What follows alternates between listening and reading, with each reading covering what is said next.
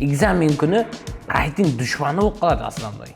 Соны түсінбейді адамдар. Дұрыс жауапты тапқаннан көре, қате жауапты шығарып тастаған аңсатылау. Және менің мәслихатым multiple choice. 4 вариант болса, яғни тек қана үшінен біреуін сөйлесең, сол дұрыс жауап шығады. Ассалаумағалейкум амеге. Бүгінгі эпизодымызда біздер әділетпенен жеті алудағы жолдарын сөйлесеміз. Ассалаумағалейкум Әділет. Ассалаумағалейкум. Сол Step Academy'де қатынаудан алдыңғы сол английский таярлану бір жолын бір adventure journey дейді ғой. Соны бір көрсетіп берсеңіз. Ең басынан айтатын болсам, мен рас мектепте онша англис тілін білмейтін едім. Сол білмегеннің себебі английский үйренуге қарар қылғанмын. Сөйтіп баста әуеттегі кішігірім мұғалімдерге барып жүргенмін. Одан кейін мәселен 1-2 ай қатынағаннан кейін, одан кейін сол 1-2 ай қатынасамда ол білім онша жетелі болған жоқ. Сөйтіп бірақ қайтадан beginner группадан басладым. Сөйтіп beginnerден intermediate-қа шығым, шамамен 1 жылдай сарфладым. Beginnerден тұрып intermediate-қа шығым. 1 жыл деген негіз көп уақыт, бірақ көп уақыт сарфлаған жақсылау. Сөйтіп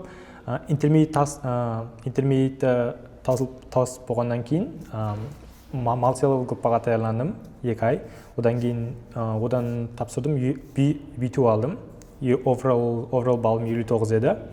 Одан кейін университетте сессия болды. Араздан біраз уақыттан өткеннен соң сізге Step Academy'ға келдім. Multi-level'дан C1 алу үшін. Содан тапсырдым. Сол кезде 66 шықты. Одан кейін қайттан біраз уақыт өтіп, жазда өзіңізге IELTS-қа келдім. IELTS Achiever курсына. Содан кейін сөйтіп таярландық. Сөйтіп ақырғы мәрте IELTS имтихан тапсырдым 30 октябрьде. Сөйтіп Oral жете алдым. Сол қысқаша journey. Мысалы, мен мысалы бірінші 6 болды, одан және 6,5. Мен постепенно көтеріліп келіп тұрсам, мысалы одан 7. Енді 7 алғанда, мысалы расымен күткен жетім болғанда ондай вау болмады менде. Бірақ сен мысалы баста C1-ның бар, бәрібір multi-level'да енді IELTS-тан нешені күтіп отырып ек? Өзім мәселен баста 7,5 қалатын шығар деп күтіп отыр едім. Speaking 6,5 болды. Speaking examда арқайын сөйледім да. Мәселен, не қылайды, хайр жолланған жоқпан, арқайын сөйледім. Nervous болмадым. Nervous болмады олма. Сөйтіп, мен ойладым, IELTS-ның speaking бөлімі 7,5 шығатын шығар деп. Сөйтіп, overall 7,5 шығатын шығар деп. Бірақ бір бал тәмін болды, 6,5 болып қалды. Бірақ қайдым неге 6,5 болған анығын білмедім, бірақ өзіме сонша сеніммен сөйледім, 7,5 шығатын шығар деп күтіп едім рас. Кейінгісінде бәлкім идеялар, идеалның комплексіде, идеяның туры келуі, сол бәрібір қатешік болған шығар, партсырейларда, бәлкім болуы мүмкін еді. Мысал үшін менде болды бұрында. Мысалы, 7,5 күтіп отырмын спикингден, 7 шыққан кезде, окей дедім, кемі 7 екен дедім. Мен мысал үшін ойладым, 7,5 қылып сөйлеген шығарман деп, мысалы. Мысалы, енді көп адамларға қызықта бұл, мысал үшін, біреу, вай, мен IELTS-та 7 бар деп келсе, кейін және біреу келеді, менде multi-level'дан C1-ның бар, ал не қыласың дейді. Бұл парқы да, multi-level менен C1-ның бәрібір енді өзіңше, мен өзім біліп тұрпан парқы қандай екен, бәрібір бұл халыққа керек болады, multi-level IELTS таярланып отқанларға. Парқы не мысал үшін? Таярланудағы парқы, материалдардағы парқы, бәрібір тесттегі парқы. Multi-level имтиханы бұл Өзбекстанның ішінде болғандықтан бұл IELTS-тай қиын емес. Хамме бөлімі де онша қиын емес. Тек speaking бөлімі ұқсас болуы мүмкін. Бірақ IELTS-тай қиын емес. Ал материалдарына келетін болсақ, IELTS-тағыдай материалдар жүдә көп емес. Һәм точно сенімлі материалдар алу қиын. Дұрыс, Telegram каналдарда материалдар көп. Бірақ IELTS-тағыдай real exam тестлерін табу қиынрақ болады. Сөйтіп, IELTS имтиханына келетін болсақ, әсіресе reading бөлімінде, мәселен, reading? Текстлері үлкен академик тестлер болады. Мәселен, бір заттың тарихы хақында, бір заттың қайтып істеп шығарылуы хақында. Мәселен, именно part 3-да passage 3-да адамдардың өмірбаянын көбінше жазушылардың өмірбаянын беріп қояды һәм сұрау түрлері көп, жүдә сұрау түрлері көп. Соның үшін IELTS reading жүдә қиын. Ал multi-level readingде болса қысқаса параграфлердегі текстер берілген. Part 3, part 4, тек part 4 пенен part 5-те ғана сәл қиынырақ, бірақ қағалар олмалық ағанда аңсат, IELTS readingға қарағанда әдеуір аңсат. Енді материалларға келетін болсақ дұрыс. IELTS-қа таулады, бәбірім, сенімлікке бәбірім жақынлау. Reliability-ға бәбірім close болады. Но multi-level-ға келетін болса қиын оның сену материалдар әммесіне біреулерін IELTS-тан деп қиып қояды, true false-лар көбінесе білетін жерсін. Енді мынандай несіне келетін болса қиыншылығына келетін болсақ бәбірім IELTS-тың материаллары таярлану жолам қиын multi-level-ға қарағанда. Мысалы үшін мұнаманда IELTS-ны 7 алған мен мысалы да multi-level-дан C1 алған адам. Ну давай айтақ бұл 66 алдық бұл адам IELTS-ны 7 алды. Екеуінің парқы бәбірім IELTS-тан 7 алған адамда like background information, that person is well-rounded да бәбірім көп заттан хабары болады. Ал бұл мында multi-level-дан 7 алған адам бәбірім көбінесе reading listінің 75-75-тен шығарып, writing мен speaking не дейді 55, біреуі 60-65 сол қаған болады, 66. Бәрібірім парқы сонда да. Бәрібірім екеуінің writing, екеуін бір столға қойып тұр жарыстыратын болсаң, IELTS-тағы адам бәрібірім кем 6,5 алған болсын writing-нан, бәрібірім мынаған қарағанда күшілеу ол. Мынаған қарағанда күшілі темаларды, құрамал темаларды жазып келген болады ол, көріп келген болады IELTS-тағы. Бәрібірім қазіргі форматпен салыстыратын болсаң, writing-ла ұлыма аспамен жердей. Олманы big difference да, бәрібір біреу аспада, біреу жерде тұрды болғаны. Меніңше IELTS-ны 7 алған адам мен multi-level-дан C1 алған адам бір-бірін вау деп, бір-бірін деп салыстыру шарт емес деп ойлаймын. Енді SAT-ді айтпасам болады. SAT ол жерде competition ямысы жаңа debate қараласу шарт емес олманда. Оның білесең, не дейді, нелері, не дейді, academic word-лар татау көп да, ода. Расымен бір марта ашқанда жүдә қорқып кеткен мен SAT-дің материалдарын көріп. Ол SAT ол другой уровень. Мысалы үшін енді қызық нәрсе да IELTS-та енді listening-да көбінесе көп адамдарға ең nightmare болатыған questionлар түрінен that is multiple choice. Part 3-дағы multiple choice. Ямаса matching бар, matching information. Жоғарыда информацияны тұтастыру керек matching. Сол екі бәрібірім nightmare көп адамға, бірақ әммеге дей алмаймын, көп адам. Сода қалай істейді оны едің? Сен жақсы ма едің сол затлардан? Оның үшін ең бірінші болды, аудионы еспестен алдым. Сізге уақыт беріледі, һәм сол уақытта, яғни instruction-ды еспей, сұраудағы A, B, C, D жауаплардың бәрін жақсылап оқып алуыңыз керек. Һәм сол оқып алғаннан әммесін оқып, әммесін жаза бермеу керек. Тек ішіндегі бір өзіңізге керек деген keyword-ын, яғни сол сөз общий бір гәптің мәнісін береді-ау деген сөзді сызып алып, ABC әмме варианттан өйтіп жақсылап фокус қарап тұруыңыз керек. И мәселен 21-ден баслап 26-ға дейін сразу оқып алуыңыз керек. И part 1-да, part 2-да уақыт ауысып қалады. Оларда тек адрес, map аңсат болуы мүмкін. Солардың уақытын тез оқып болып, одан ауысқан уақытты part 3-ға жұмсаған жақсы. Өйтіп, жақсылап оқып, егер сұрауларды, жауапларын жақсылап анализ еткен болса, ал жақсылап түсінетін болса, multiple choice-тан оннан табу жа қатты қиын емес, егер жақсылап оқып, жақсы түсінетін студентке. Енді мысал үшін, мен өзім таярланатын кезде бәрібірім ұстаз оқушысынан бір кездерде өзінің шәкіртлерінен бір зат үйренеді. Бұрында мен reading-ді matching еденға үйде таярлану жолын бір оқушымнан үйренгенмін. Рас, Нұржамал деген оқушым болды. Вообще зор таярланып тұрған еді ол.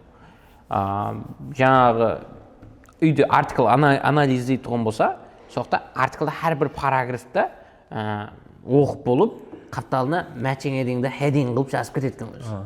Вообще зор методика ол. Үйде matching heading-нан, мысал үшін сенің балың аз болып жатырса, я болмаса матчингге деген көп қате шығып жатса сен лучше үйіңде тест дегеннен көрі жаңағы артиклді алып, қиынлау бір артиклді, я болмаса аңсатылау бір артиклді алып анализ қылуың керек. Даже екі артикл алуың керек, қиынам, аңсатам алуың керек, анализ қылып әрбір параграфке heading өзің жазып кетуің керек. Сондай болса сен мен ойлаймын матчингге деген ондай проблема үлкен машқала болмайды деп ойлаймын. Енді IELTS listening жаңа multiple choiceға келетін болсақ и matching informationға келетін болсақ, көбісі білесің multiple choice'та яғни дұрыс жауап шығарудың жолдары бар да. Бірінші жол мен оқушыларыма айтамын бұрыс затты. Деймін, егер де бірден екі вариант айтылды, әрбір варианттың ішінде тек қана бір сөзден алып толық вариантларды айтпаса, ол значит екі вариант екеуі қате деймін. Одан кейін бір варианттың дұрыс болады автомат тәрізді. Мысалы екінші жағдай болады, варианттың қате болады тұғын, мысалы үшін дұрыс болады тұғын жағдайы бұл білесен сол варианттың көбінесе синоним айтылса, синониммен шығады. 99-100% беремен синоним менен шығады. Антоним енді false болады білесің. Multiple choice, бірақ multiple choice основной варианттан түсінуің керек. Варианттан бетте сұрау түсінбесең пайдасы жоқ. Сұрау түсінбесең пайдасы жоқ. Не бар да, именно part 3-те multiple choice question'ларда екі студент болады. Екі студент олардың бір проект хақында айтады, һәм екеуі бір-біріне agree емаса disagree екенін сұрайды. Соны көп оқушылар түсінбейді. Яғни қайсы екеуі мәселен agree болса, бір оқушы пікірді айтқаннан кейін оны екінші оқушы мақұлдау керек. Біз осы пікірге қосыламыз. Ал егер солар екеуі қосылса agree болады. Ал егер екеуі disagree, егер сұрауда disagree деп сұрап тұрса, екеуі бір пікір айтып, оған қарсы пікір айту керек. Сонда ғана disagree болады. Сонда agree disagree деген көп жасады да multiple choice. Соған бір ітібар беру керек болған part. Дұрыс айтып отырсың, молодец. Одан кейін қайттан бір не бар еді. Part 3-де multiple choice'та elimination method деген бар. Яғни дұрыс жауапты тапқаннан көре қате жауапты шығарып тастаған аңсатылау. Қате жауапты шығарып тастасаңыз, өз дұрыс жауап қалады. ABCD болса, мәселен, соның кемінде екеуі шығып кетеді. Екеуі шығып кеткен екі жауап қалса, екі жауаптан таңдау аңсатылау болады. Соның үшін elimination method дегеннен қолдансаңыз болады. Және менің мәслихатым multiple choice. 4 вариант болса, яғни тек қана үшінен біреуін сөйлесең, сол дұрыс жауап шығады. Окей, ойнап отырмын. Так, бәрібір білесің, multi-level'дан тәйірланның, IELTS-дан тәйірланның. Енді мен өзім ең хайран қалатұғыным, мысалы үшін, енді кейінгі дальше планларыңда, кейінгі келешекте future plans-ды айтатұғын болсақ, бәрібір бар ма бұл жерде қайтадан desire бар ма, жеттен жоғары алуым керек деген? Әлбетте бар. Енді 8-ге әрекет етіп көремін, Құда қаласа. Әрекет етіп көремін. Енді бірден 8 алып кету імкансыз түйілі, бірақ мәселен 7 жарым, 8 деп әсен әрекет етіп, Құда қаласа 8 аламын деген ойдамын. 8 аламын деп тұрып 8 жарым шығып кетсің азы? Өзі жүді әжеп болады. Окей, әділет.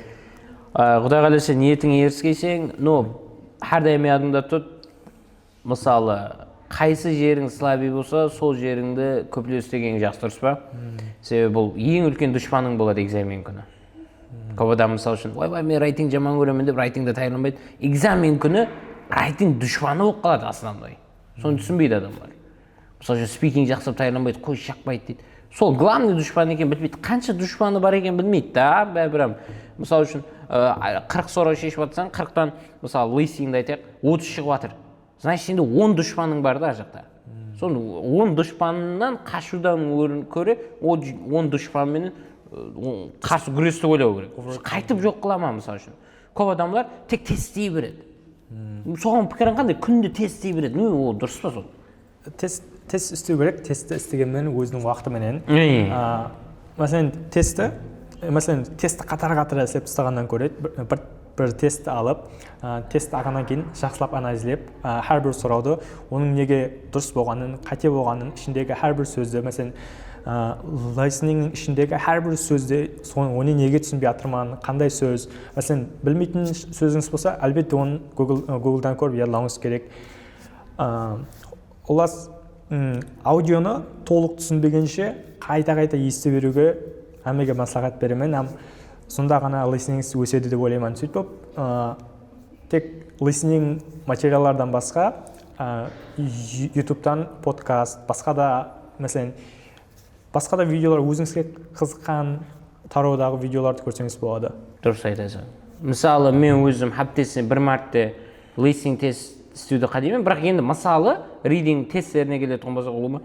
Экзамен мысалы үшін сенде 25 декабрь болса, 15 декабрьден бастап 10 күн қалған болады, дұрыс па? Сол 10 күн ішінде күнде істеуді мәслихат беремін. Экзамен тақалғанда дұрыс істеген дұрыс. Бірақ енді экзамен сәл мәселен 2 ай уақытыңыз болса, арасында аптасына бір мәрте, 2 мәрте болады. Бір мәрте меніңше сол болады. Бір мәрте ішейін, көбінесе YouTube видеоларды қиын видеоларды анализ қылған жақсы. Мысалы үшін оны әрбір гапты бастап субтитрмен көріп, субтитрдің танысымен сөздерін жазып алып, одан кейін танысымен сөздерді үйреніп болып, субтитрді өшіріп тұрып қайтадан көріп, одан кейін скорсын көбейтіп тұрсыз ба? Сөйтіп көрген жақсы деп ойлаймын мен YouTube видеоларды анализ ететін болсаң. Енді артиклдарға келетін болсаң, артиклді қайтып істейтін едің сен мысалы? Артиклді алатын едім, мәселен, бір любой топик, қалаған топикқа байланысты болуы мүмкін, мәселен, экономикаға, history болуы мүмкін. Ішіндегі сөздерді алып, ішінде қандай грамматика қолданған, һәм сол грамматикамен writing task 1-да, writing task 2-да қандай қылып қолдансам болады. Сөйтіп, ішінен артиклдардың ішінен жақсы, қимет вокабулярлар жатты. Именно сон writing-де һәм speaking-де істесеңіз жүда үлкен деп бер. Бір айтқан жоқ па едім мен сабақта, мысалы үшін сортировкілең, мысалы үшін writing-да қолданамын, speaking-да қолданамын деп. Бір айтқандай едім, сіздердің группаға, алдың группаға бір бар еді. Менің өзім де сондай зат. Reading-ға келетін болсақ, мен көбінесе расын айтатын болсам, мен абитуриент кезден бері бар, абитуриент кезде тарихқа мәжбүри пәнге даярланған кезде мен бір теманы 7 мәрте оқитын едім. Бірінші оқитында әрден наушникпен бастап оқитын едім. 2 мәрте қарасаң, қатардан наушникпен оқимын, көз память үшін да. Кейіннен есе наушникті алып, просто детальный оқып шығамын, керек жерлерден үйреніп, оқи беретін едім. Оқып, көре беретін едім. 7-6-7 мәрте оқитын едім. Ал сол нәрсе қап қойған, артиклда ем сонда 7-6 мәрте оқимын. Елі ішін мұғалім болсам, үйге барып оқып көремін. Тек қана оқи беру керек емес. Мысалы үшін баста skimming and scanning қылып алу керек. Керек сөздер жазып алу керек, таныс емес сөздер. Тек қана сөз емес, sentence structure'лардан ұрлау керек болады. Writing үшін жүдә ахметлі нәрсе. Одан кейін құрдан құры оқи бермеу керек, оны біреуге айтып беретін дәрежеде оқуың керек та. Summary'ді біреуге жеткеріп беретін дәрежеде. Мен сол ахметлі деп ойлаймын мысалы үшін.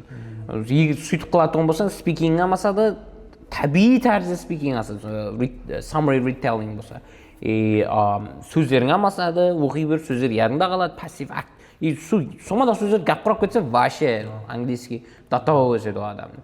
Егер сен күнде YouTube пенен артиклды күнде анализдей беретін болсаң, аптасына бір мәрте тест істейтін болсаң, сенде результат бум жүдә өседі. Тек қана істей бермеу керек. Тесттер не болу керек? Аптасына бір мәрте істесем, анализ қылу керек. Анализ қылу керек. Сол тестті анализ етпесе, оның пайдасы жоқ. Адамдардың ең үлкен қатесін анализ ететінді, білесің ба? Анализ еткенде мәселен майда деталарына ахмет бермеуі, мәселен общий бір қарап шығып кетеді, мәселен істедім деп. Бірақ оның негізі студентті жақсылап қайттан сол параграфты оқытсаңыз, ішінен білмейтін тағы бір 10-15 сөз шығады. Білмейтін қайттан грамматика шығады. Мәселен оқушының өзі істегенде біреу мәселен контроллап тұрмағаннан кейін сәл өзіне жақпай ма, істеп кетеді, шалағай дей ма, шалабай ма, істеп кетеді, бірақ қайттан сұрасаңыз, өзім жақсылап істемейді бірақ. Дұрыс. Көп адамлардың қылатын қатесі reading listeningді анализ етуде дұрыс жауаптар тастап кетеді. Тек қатені анализ етіп келеді. Негіз қате. Онан құрдан құры көріп қояды. Бірінші қатесі, ой, мынау қате екен, мынандай болады екен ғой деп қояды. Негізі readingға келетін болсақ keyword table деген нәрсе бар. Сондай approach бар, яғни сенің анализ етуді күшейтеді ғой. Мысалы үшін сол жолдан пайдаланған дұрыс деп ойлаймын. Яғни ода hamma детальны қарауың керек болады. Бірінші сұраудан 40-шы сұрауға шейін бәрін жазуың керек. Неге дұрыстан анализ етуің керек? Сен білмей қалып бір сұраулар дұрыс етесің ғой. Дұрыс. Атқан тиіп кетеді. Атқан тиіп кетеді бір кезде. Жүдә не дейді? Әуметлі болсаң, арқаң бар адам болатұғын болса, дұрыс жауапларды сондай болып кетеді. Солардан анализ етуің керек болады. Не үшін дұрыс болды? Ендігі жағдайда мен қайтуым керек деген жұмақ шығаруың керек болады. И сөздерді обязательно не қылуың керек, Ахметлі тәрізде ядлауың керек. Ядламасаң пайдасы жоқ, өспейсің. Қайталап тұру керек. Бір гәп бар, бір гәпті ядынан шығармау керек. Английский, яғни инглиз тілін үйреніп отырған адамдар. Егер де сен сөз ядлауды тоқтаттың ба, сен ойлана бер, инглиз тілін үйреніп отырғанды тоқтады деп ойлана бер. Процесс тоқтады. Сөз ядлап атсаң, значит, өсу болады деген. Үміт ете бер өсуден. Сол мәслихатың енді мысалы англичан тілін енді тайырланып басылай тұрған адамдарға мәслихатың IELTS-ты яки multi-level'ды тайырланып басылай тұрған адамдарға мәслихатың қандай? Бірінші мәслихатым IELTS multi-level'ды тайырланажақ болғанларға бірінші болып әлбетте General English-іңізді күшейтіп алың. Мен көп оқушылар, көп группаласларымды білемін. Мәселен, pre-intermediate бір адамлар бар, elementary дәрежесін бітіріп, прям multi-level ямасы IELTS группаға өтіп кетеді. Онда өзіңіздің ақшаңызды, энергияңызды, мұғаліміңіздің уақытын, өзіңіздің уақытыңызды құр, әмізді зая кетеді. Пайда жоқ. Пайда жоқ. Соның үшін әркім өзінің білім дәрежесін біледі, һәм білім дәрежеңізге қарап, өзіңіздің дәрежеңізге мас группада оқыған жақсы. Мәселен, өзіңіз сезесіз, мәселен, біліңіз жетеді, мәселен, мен IELTS multi-level группаға білім жетеді ау деген кезде, сол кезде барған жақсы. Мәслихатым қанша фундаментін қанша жақсы құрсаң, қанша уақыт соның үстінде көплеу істесең, сонша қысқа уақыт сертификат группада жүресің. Осы гәпті янысы тұтың, осы гәпке сене берің. Фундаментке байланысты әммен нәрсе. Сертификат группа мысал үшін айрым учебный центрлар айтуы мүмкін, вай бізде 4 айда алдып береміз. Гәп манда янысы тұтың, фундаментіңе байланысты. Не үшін оқушы келген кезде мұғалім өзіңе байланысты дейді. Себебі сен фундаментіңе байланысты деген. Осы уақытқа шекемге үйреніп келген білімің, жинап келген біліміңе байланысты. Сертификат группа ол тек қана сұрауларды қайта шешу, сұраулардың үстінде қайта істесу, қандай жағдайларда дұрыс жауап шығады, қандай жағдайларда қате жауап шығады. Бұған сондай группа. Ал бұның бер жағында General English. General English is the most important. Ең ахметлісі. Егер сомада жақсы болсаң, кейінгі сертификат группаларда жақсы боласаң, Құда қаласа. Рахмет, Әділет. Құда қаласа, сол кейінгі тапсыруларыңда илайым сол райтинг кемі 7,5, ұлымалық overall 8,5 шығуын тілектес болып қаламыз. Рахмет көп. Рахмет сізге де.